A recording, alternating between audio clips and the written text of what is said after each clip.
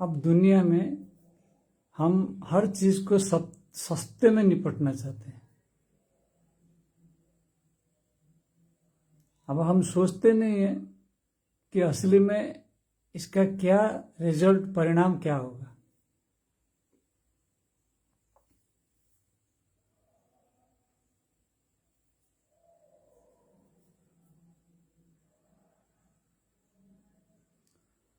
शास्त्र पढ़ते हैं तो उसको जो है अपना स्मृति में उतार लेते हैं, फिर उसको उगालते हैं। सोचते हैं कि हमारा हो गया शास्त्र पढ़ना, शास्त्र का ज्ञान हमारा हो गया। कोई साधु संत का वाणी सुनते हैं तो हम जो है उनका जैसा जिंदगी अपने ऊपर भी ओढ़ना चाहते हैं। लेकिन हम यह नहीं जानते हैं कि असली में जो है शास्त्र का निर्देश क्या है, गुरु के निर्देश क्या है। कभी कोई गुरु निर्देश नहीं देते हैं कि मेरे जैसे बन जाओ। असंभव चीज को हम संभव करने की कोशिश कर रहे हैं, ऐसा होता ही नहीं है। और 99.9% लोग यही कर रहे हैं। इसलिए जो है ये समस्या आ रहा है। वो दिखते तो हैं, कपड़े ऐसे पहनते हैं, अब यह कपड़ा भी नहीं पहनते हैं महावीर के जैसे। अब वो सोचते हैं कि वो जो है मुनि बन जाएंगे, महावीर जैसे बन जाएंगे। उपवास रहते हैं जैसे महावीर रहते थे, या बुद्ध रहते थे, या और कोई महापुरुष रहते थे। कोई जंगल में जाके निवास कर लेते हैं अकेले में।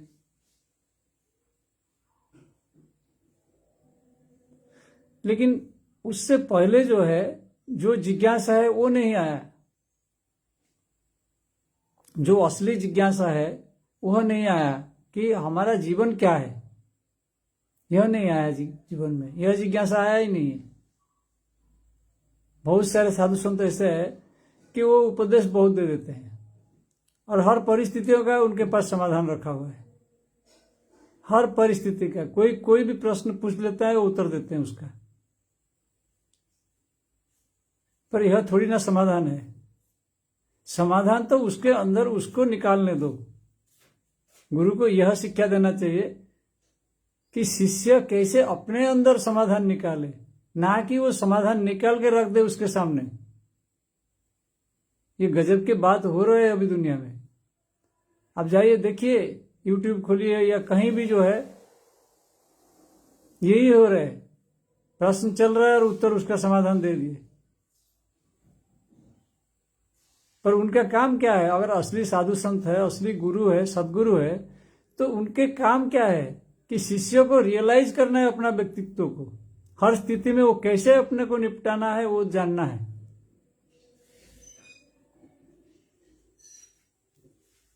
ये बहुत बड़ा समस्या चल रहा है अभी दुनिया में, क्योंकि दूसरे का व्यक्तित्व को छद्म धारण करने से समस्या का समाधान नहीं होता है। अपने अंदर जो है, जो सबकॉन्शियस में है, जो अवचेतन में है, वो ऐसे को ऐसे पड़ा रहता है। वो स्मृतियां ऐसे को ऐसे रहता है। ऊपर से तुम चादर कुछ और ओढ़ लेते हो तो होगा क्या? दूसरे को दिखाने के लिए तो ठीक है, लेकिन अपने लिए तुम क्या है? तो इसमें क्या होता है, बहुत ज्यादा फॉलोअर्स भी बन सकते हैं तुम्हारा, क्योंकि उन्हें पता नहीं है।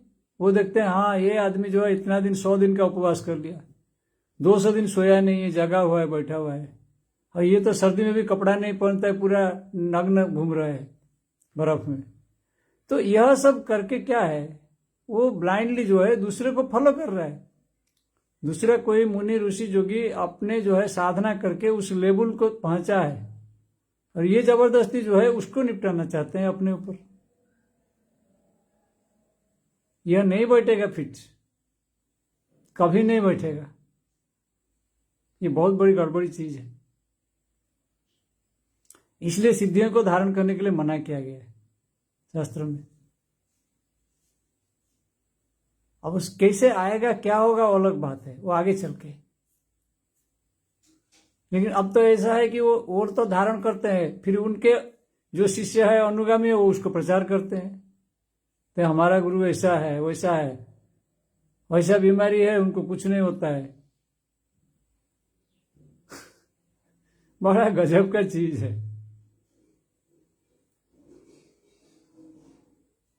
सब ब्रेन का गेम चल रहा है। ये जो है तर्क है, गेम है, और कुछ नहीं। तो इसलिए जो है, जो असली साधक है उसको कहीं से भी शास्त्र से पढ़े या कोई गुरु से सुने, लेकिन उसको इतना ध्यान देना है कि वो जानना है वो किस कंडीशन में है, उसका अवस्था क्या है, उसका क्या क्या संस्कार है, अवचेतन में क्या क्या पड़ा हुआ है, क्योंकि उसको पता है, दूसरे को पता नहीं चलेगा। इसलिए दूसरे किसी के पास भी जाएगा वो उसका समाधान नहीं दे सकता। क्योंकि जैसे मेडिकल में होता है कि कोई जाता है, उसको बीमारी है, मलेरिया हो गया है, अब उसको पता नहीं मलेरिया हो गया है, तो जब जाता है तो डॉक्टर क्या करते हैं, उसका टेस्ट करते हैं, फिर ब्लड टेस्ट करके उसको मलेरिया है वो जानते हैं, फिर उसके बाद दवाई देते हैं।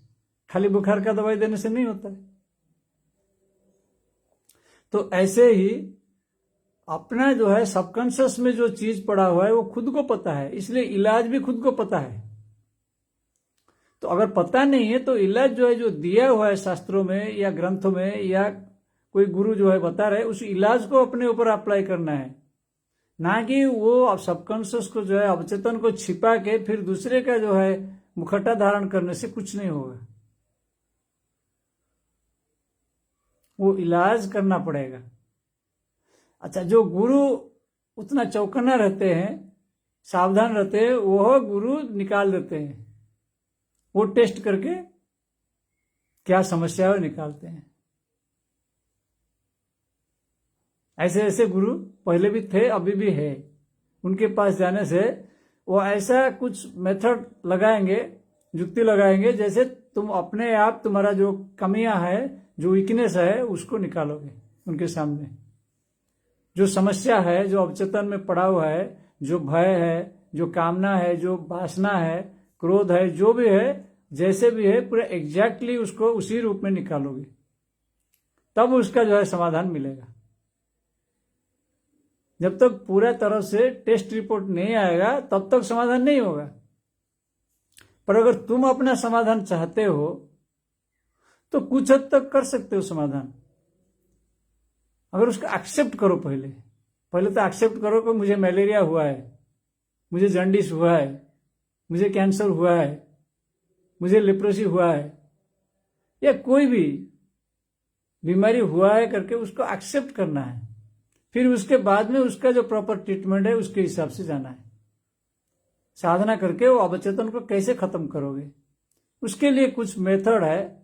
प्राण को संयम करने का मेथड है, वायु का हिसाब से, श्वास के संबंध में कुछ उपचार है, उसको अप्लाई कर सकते हैं। फिर मन के संबंध में कुछ उपचार है, तो उससे भी उसको दूर किया जा सकता है। भक्ति भाव से भी उसको निवेदन करके, समर्पण करके उससे हल निकल सकता है। पर पहले उसको एक्सेप्ट करना है। जब तक वो बीमारी को हम एक्सेप्ट नहीं करेंगे, अवचेतना में जो है उसको अगर हम ग्रहण नहीं करेंगे, हाँ इसको, इससे हमको निकलना है, ये जो है हमारा पहले का पड़ा हुआ है, हमको पता है, तब नहीं होगा। और हम सोचते हैं कि वो भी चलता रहेगा और ये भी चलता रहेगा, ऐसा नहीं होगा। ऐसा हो नहीं सकता कि अवचेतन में जो पड़ा हुआ है वो पड़ा रहेगा और हमें जो है शास्त्रों, ग्रंथों या गुरु से ज्ञान मिल गया, ऐसा हो ही नहीं सकता। इसलिए बहुत सारे दिख रहे हैं अभी जो है, उनके पास जो है छोटे छोटे बदगुण भी पड़े हुए हैं, अवगुण बहुत सारे पड़े हुए हैं। फिर भी वो जो है किताब पढ़ के या सुन के वो सोच रहे हैं हमारा हो गया है, ज्ञान हो गया है हमको। और उन्हें पता है कि क्या प्रॉब्लम है, समस्या क्या है, वो फेस कर रहे हैं, डे टू डे फेस कर रहे हैं वो समस्या भी, लेकिन वो दूसरे को बताते नहीं है कि हमारा समस्या है, छिपा के रखते हैं। और ऊपर से उड़े हुए हैं दूसरे चोले, तो दूसरे भक्त भी उनके पास भीड़ है।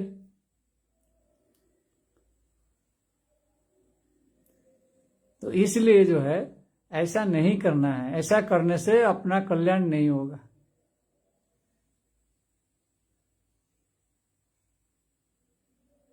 इसलिए अपने को खुद तो जानते हैं, जितना भी जानते हैं उसको उसी हिसाब से ही स्वीकार करके उसके आगे बढ़ने का रास्ता निकालना है। कोई भी अच्छे गुरु है वो बता देंगे उपाय, उनके पास अगर खुल के बताओगे तो उपाय बता भी देंगे क्या करना है। उसको कंटिन्यूअस करने से उससे हल मिल जाता है।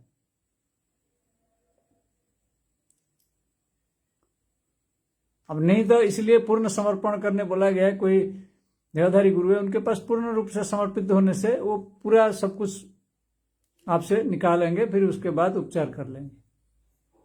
नहीं तो खुद घर बैठे अगर करना है तो उसी हिसाब से करना है, क्योंकि अपने को तो हम जानते हैं तो क्या क्या समाधान हो सकता है। जो दिया गया है समाधान उसी हिसाब से चलने से भी हो जाएगा, कोई समस्या नहीं है, खुद भी समाधान निकाल सकते हो। लेकिन पहले एक्सेप्ट करना है और जैसे समाधान मिलता है उसको उसी हिसाब से चलना है। जैसे कि समाधान हम देखेंगे तो दो टाइप का समाधान जो है मेनली होता है, एक एक्टिव होता है, एक पैसिव होता है। जो पैसिव समाधान है वो शास्त्रों को, ग्रंथों को पढ़ना है और सुनना है। ये जो है निष्क्रिय समाधान है, मतलब इसको पढ़ने से सुनने से जान जाओगे, थियोरिटिकली हम जान जाएंगे। फिर उसको जो अप्लाई करेंगे वो एक्टिव है, एक्टिव सत्संग उसको बोलते हैं। तो उसको हम जो है इस कंडीशन में उसको हम कैसे अप्लाई करेंगे, हम किस तरह का प्राणायाम करें। कुछ मेथड्स है, सडन एक्सेल मेथड है, जो श्वास को जो है अब्रप्टली छोड़ देना है, जहां का तहां जो है बैठ के श्वास को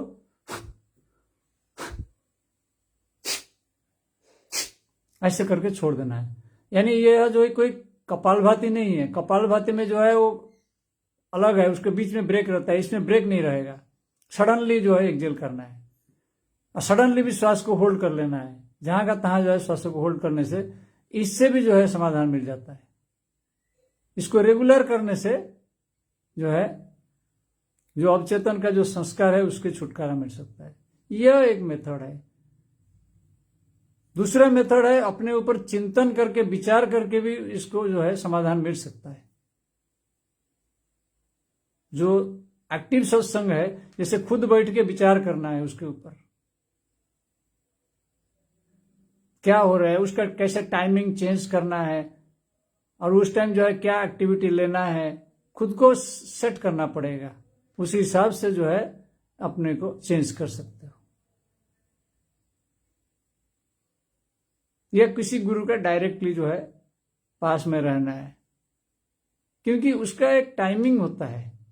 जैसे कोई अल्कोहलिक है तो उसका टाइमिंग होता है, उस टाइम जो है वो उसको अल्कोहल चाहिए, ड्रग्स चाहिए। तो ठीक ऐसे ही है, जो अवचेतन है वो भी एक अवचेतन की धारणा ही है।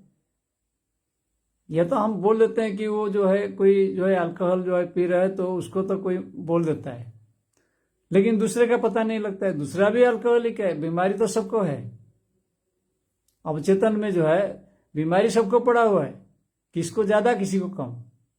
कोई दूसरे पता लग जाता है, किसी को पता नहीं लगता है, अंदर बीमारी पकड़ के बैठे हुए हैं। सब लोग बीमारी पकड़ के बैठे हुए हैं, इसलिए सबको चाहिए हल।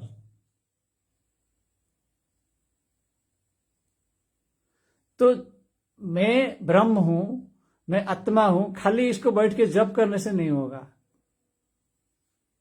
या सोचने से नहीं होगा।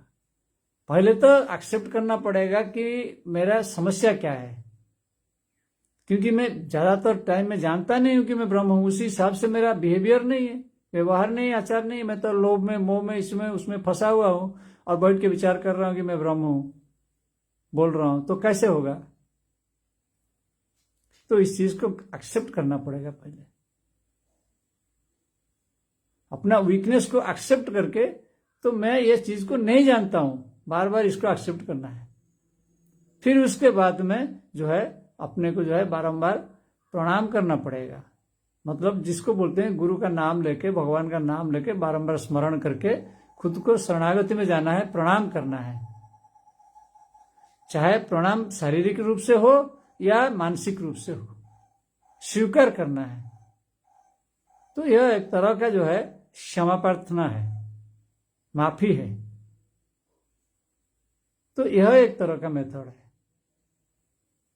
एक प्राणायाम मेथड है, एक यह मेथड है। ये दोनों से कोई भी एक मेथड, और भी मेथड है कुछ क्रिटिकल, तो उस मेथड को अप्लाई करके खुद को धीरे धीरे निकालना है।